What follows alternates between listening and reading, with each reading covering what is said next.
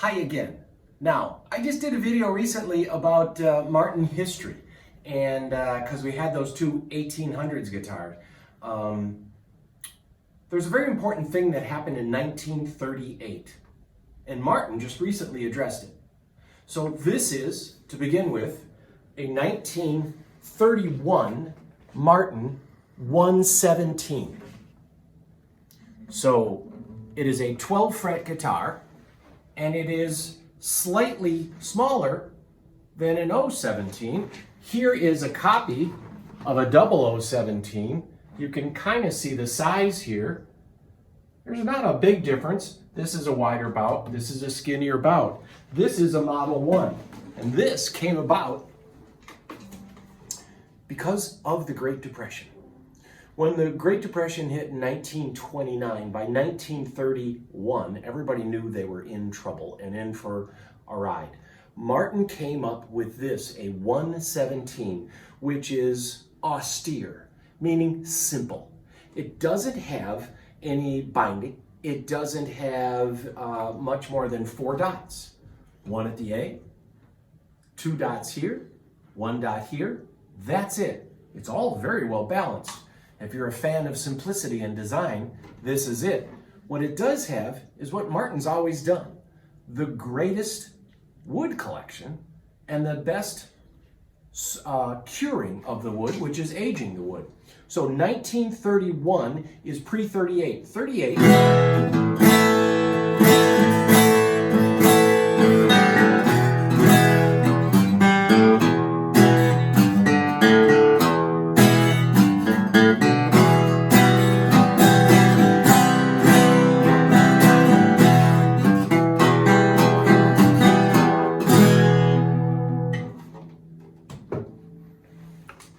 In 1938, they moved the X-brace closer to the bridge to protect it, because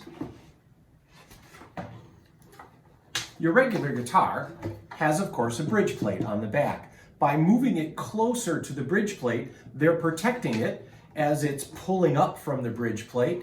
It is actually helping support the top. What they were worried about in 1938 was the lifetime warranty, because back in 38, audiences were getting huge and guitars were getting bigger, but more than that, guys were putting heavier and heavier strings on their guitar. Remember, there's no electrified musical instruments in the late 30s. So they were dealing with the fact that people were putting like 16 gauge strings on their guitars. And this is part of Martin's record. They keep every letter that anybody ever sends them, and they put it in their record, and dealers were complaining because everyone was using heavier strings. So what they did was move the X closer to the bridge, and then the other thing they did was make the bracing less scalloped. So if you look at this brace right there, it's easier to see from this angle. Now keep your eye on this brace, and I'm going to turn this around, and you can see this brace right here isn't scalloped. This is shaved. All of these are shaved. Those two things happened in 1938. They moved the X brace forward. Now they kept the scallop bracing for a while longer, but they moved the braces forward, and then they changed the nut width in 1938, and they went from 1 3/4 to 1 11/16, which they remained there. So people like pre-38 guitars because it is forward shifted away from the bridge, and what that does is allow the top to vibrate. And that vibrating top, if we were to put smoke in here and I were to play, you'd see little puffs of smoke coming out.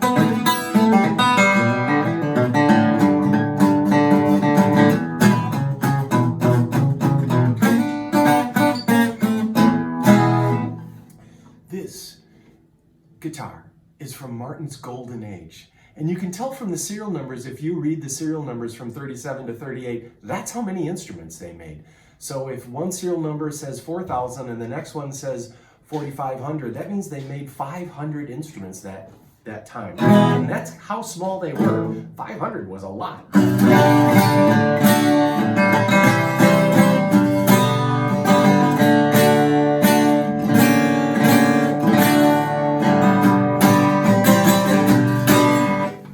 featherweight, magnificently loud. This 117 was the cheapest thing in their lineup for the Great Depression. They only made them in 31. They made about 500. In 32, they made about 600, but they were kind of losing money because they still had them braced the same. It's the same high quality wood.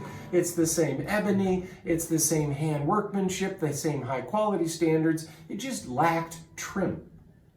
In 1934, they shipped out the last of them, and that's it. They only made this guitar for 2 years, basically, and they did empty out any other bodies they had and these 12 fret bodies. Later on, the 17 became a 14 fret and a little bit bigger.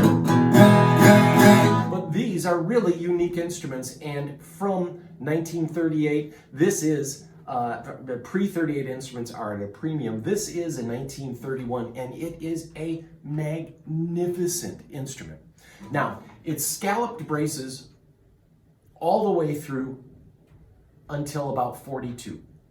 And then they went to the firmer braces again because people were using heavier strings. Now, I will say this too. Modern Martins now went back to the pre-38 bracing. If you were to pick up an HD28, you are maybe not getting the 100-year-old wood. You're not getting the really thin wood that's thinned out so it resonates, but you are getting that bracing. It is forward shifted and it is scalloped. And now they've gone back to the 1 3/4 nut width, which seems to be more popular these days. Personally, I prefer 1 11/16, but what do I know? The 1 3/4 is really kind of the standard. And then look at this on here. I've said this before, but I'm going to repeat it. This is herringbone trim. On any guitar, if you get herringbone, you also get the scalloped bracing. Anytime you see herringbone on any brand, whether that's Collings or any other brand or Martin, that means they are scalloping the bracing. The herringbone trim also went away in the mid-40s, along with the scallop bracing. So that is the signature of having scallop bracing. And again, what that lets it do is lets the top vibrate as you strum your strings, and it gives the top more freedom to breathe and move. So there we go. That is my little story about how good new Martins are, but getting in an old guitar like this, they just keep going up in value. That's the beauty of old Martins. They gently rise in value over time, and you never really own it. You get to keep it for a while, but eventually you got to hand it to someone else, and this is one you want to keep for a while.